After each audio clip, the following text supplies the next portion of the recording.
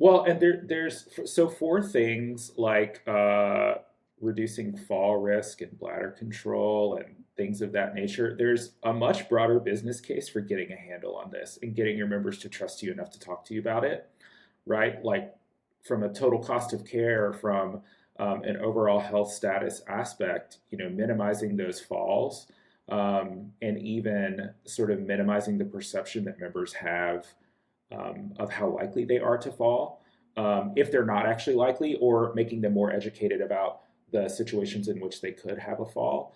Right? There's really broad implications for making sure that you're figuring that out and that your members understand that they can talk to you or their providers about it.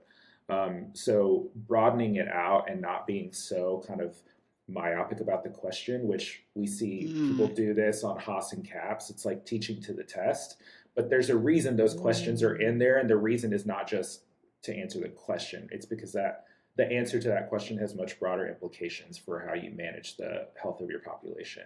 So just reminding all the plans out there, maybe it sucks and maybe you don't want to do it, but if you think about it in that way, it can start to make a little bit more sense. Don't teach to the test. You heard it here, folks.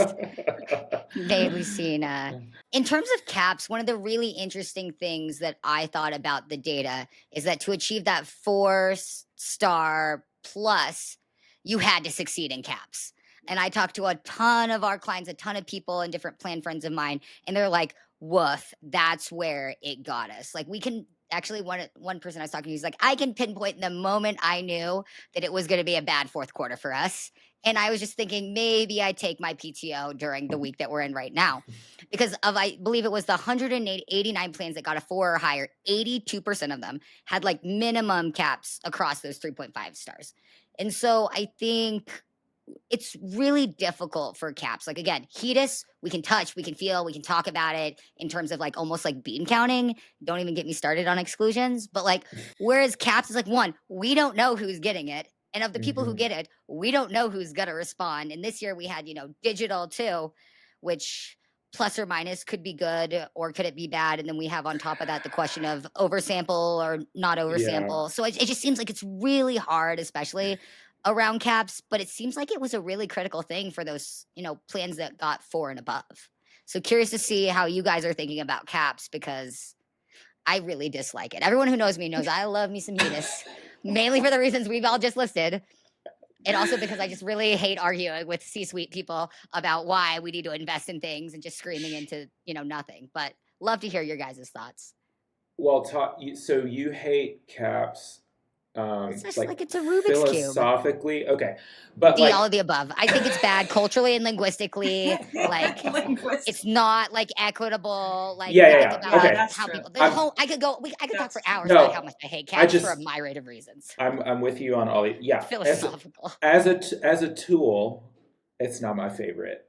So when I talk about CAPS, I get on my soapbox a lot about in my previous life when I used to do things like research, we used to give people surveys a lot, right? And we would even sometimes use those surveys to come to conclusions about the future implications of their health or something like that.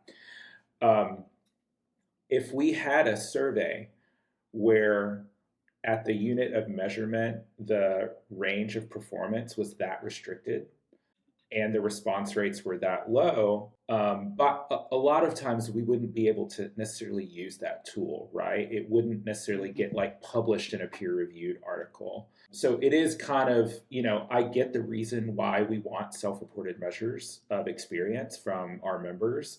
But with all of the adjustments that happen and the sampling and the case mix and all of these things that are just kind of stacked on top of one another, it really obscures like what number will get me the result that I want, right? Plans can't even really know that because they might get downgraded or what have you.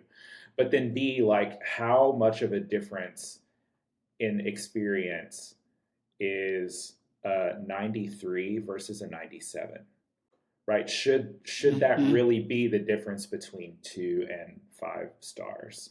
I'm not convinced that that's actually giving us meaningful differences in experience.